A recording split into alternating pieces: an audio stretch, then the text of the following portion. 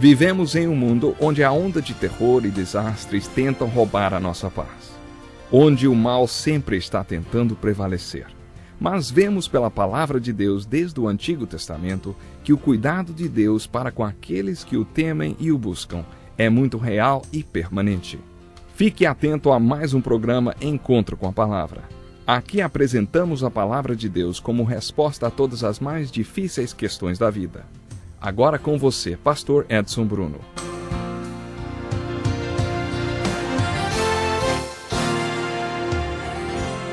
Seja muito bem-vindo a mais um Encontro com a Palavra. Se essa é a primeira vez que você ouve o nosso programa, boas-vindas especiais para você. Este é um programa de estudo de todos os livros da Bíblia, traduzido para várias línguas e transmitido para várias partes do mundo. Estamos estudando a Epístola de Tiago no Novo Testamento e já chegamos ao capítulo 4, que é a parte mais prática desta carta. Neste capítulo, Tiago escreveu: Pecadores, limpem as mãos, e vocês que têm a mente dividida, purifiquem o coração. Tiago, mais uma vez, concorda com a mensagem de Jesus. Isso acontece várias vezes em sua carta. Jesus falou: Bem-aventurados os puros de coração. Quando Tiago escreveu: Purifiquem o coração, ele estava falando a mesma coisa que Jesus disse quando falou que os puros de coração são bem-aventurados. A palavra grega usada por Tiago e por Jesus para puro e purificar significa cortar fora. O conceito é de literalmente cortar fora de nossos corações qualquer coisa que não deveria estar lá. No Salmo 86, versículo 11, o salmista orou assim: Ensina-me o teu caminho, Senhor, para que eu ande na tua verdade. Dá-me um coração inteiramente fiel. É a mesma exortação que Tiago dá. Vocês que têm a mente dividida, purifiquem o coração, ele diz.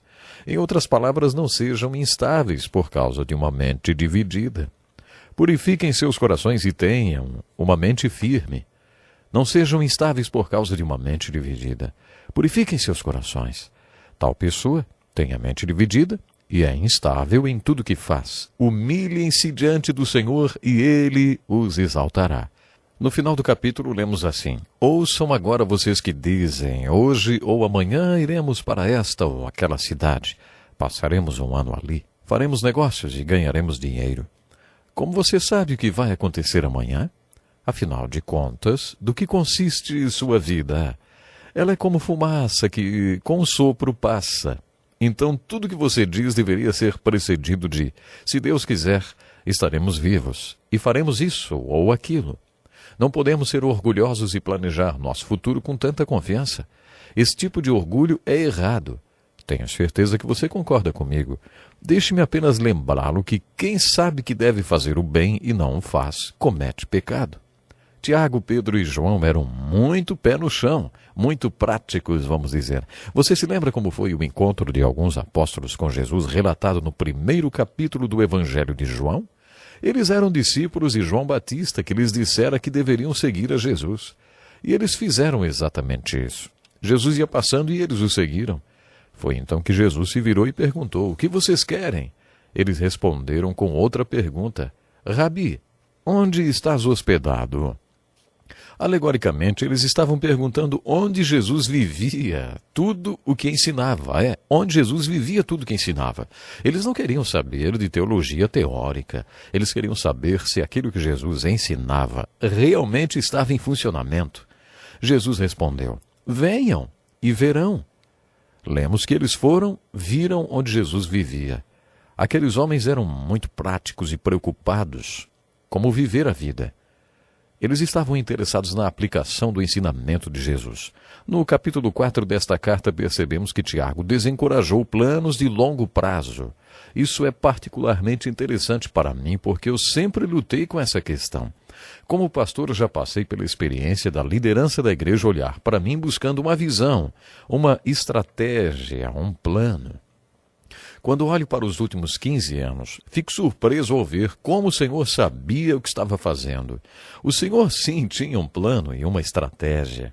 Sabe, eu preciso admitir, tem que haver um equilíbrio. Uma vez eu tive que enfrentar um grupo inteiro de líderes e dizer para eles que aquele era o meu jeito de trabalhar, sem muitos planos estratégicos.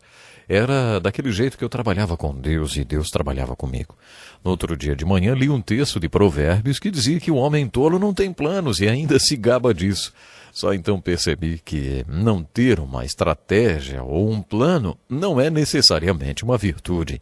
Mas Tiago está dizendo que ninguém pode planejar o futuro com tanta precisão. Você não sabe se não será hoje que o Senhor vai levá-lo para casa? Como você se sentiria planejando coisas para daqui a 15 anos se o Senhor voltar amanhã, hein? Você não se sentiria ridículo com seu plano de 15 anos?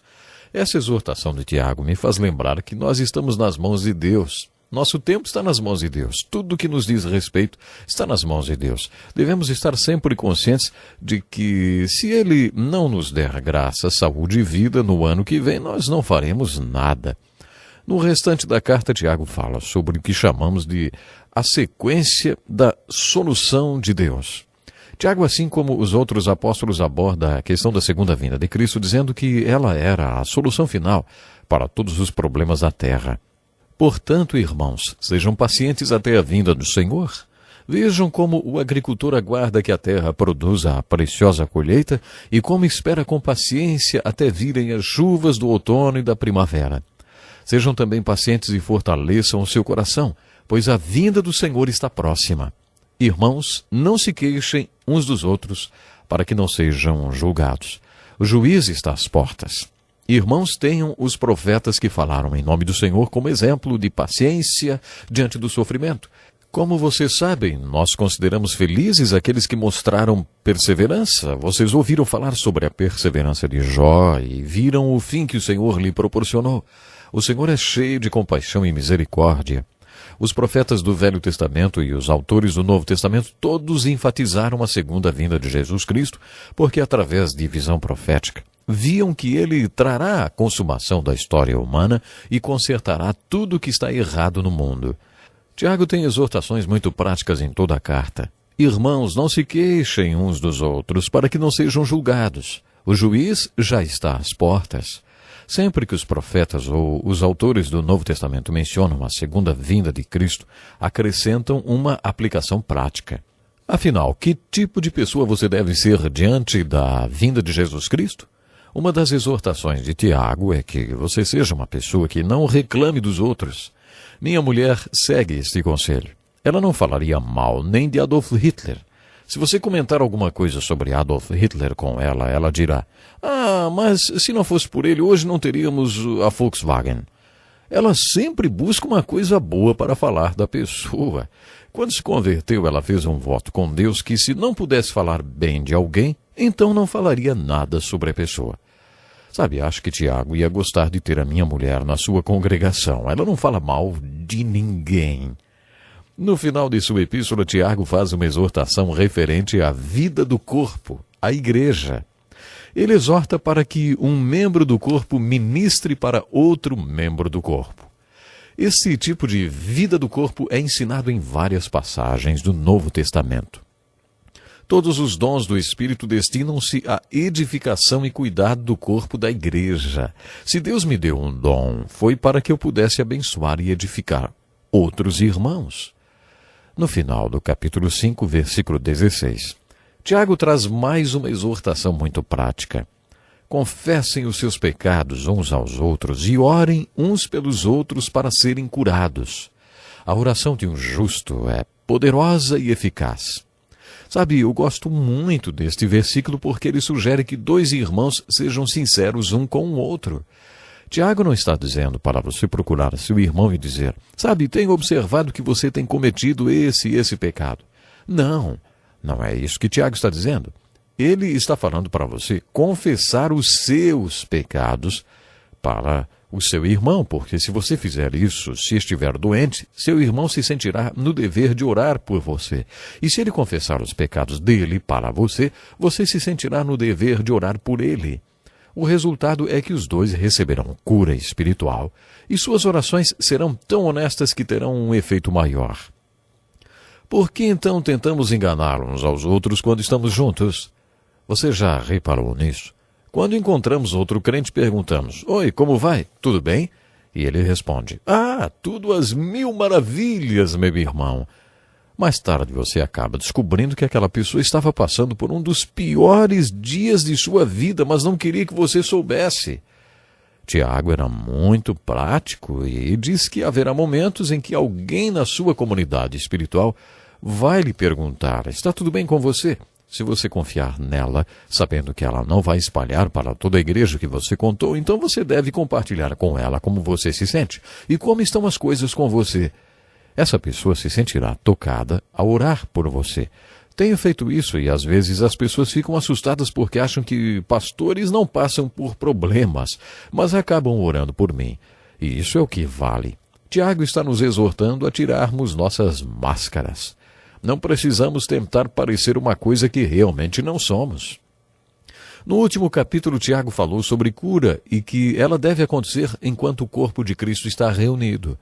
Isso precisa ser dito nas igrejas em alto e bom som. Eu creio na cura pela fé. Creio que Deus cura. Mas preste bem atenção no que vou falar. Eu não acho que Deus cure sempre, mas creio que Ele sempre pode curar e que realmente cura. Em que circunstâncias Deus cura? A Bíblia não dá exemplos de ministros que tenham um ministério de cura tão poderoso que acabaram ficando famosos e ricos por causa dele.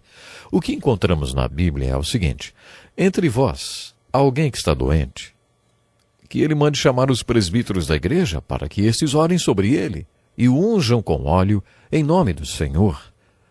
A pessoa que está doente deve ter fé suficiente para chamar os presbíteros ou líderes da igreja, que também devem ter fé suficiente quando forem chamados.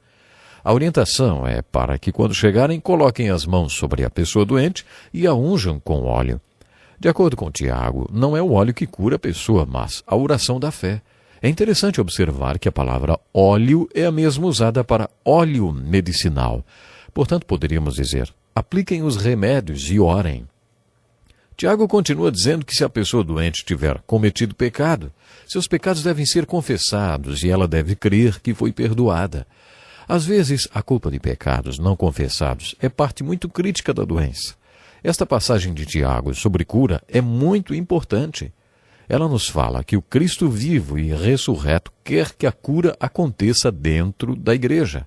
É isso que o capítulo 5 de Tiago nos diz, que a cura é ordenada para acontecer no contexto da igreja local. Todos nós, líderes da igreja, devemos ter fé suficiente para praticar o ministério de cura, de acordo com a instrução clara de Tiago, para curar as ovelhas do grande pastor que as confiou aos nossos cuidados. Existem muitos outros princípios muito práticos nesta carta de Tiago. Leia, estude-a e peça a Deus que ela seja aplicada na sua vida e na vida da sua igreja. Deus lhe abençoe e até o próximo programa. Que lição importantíssima. Obrigado, pastor Edson Bruno. Prezado ouvinte, coloque em prática o que você ouviu aqui. Sem dúvida, sua vida será grandemente abençoada. Este é um estudo escrito pelo Dr. Dick Woodward, na voz do pastor Edson Bruno. Escreva-nos e solicite o material. Nosso endereço é Encontro com a Palavra, Caixa Postal 2011, CEP 89201-970, Joinville, Santa Catarina. Até o nosso próximo Encontro com a Palavra.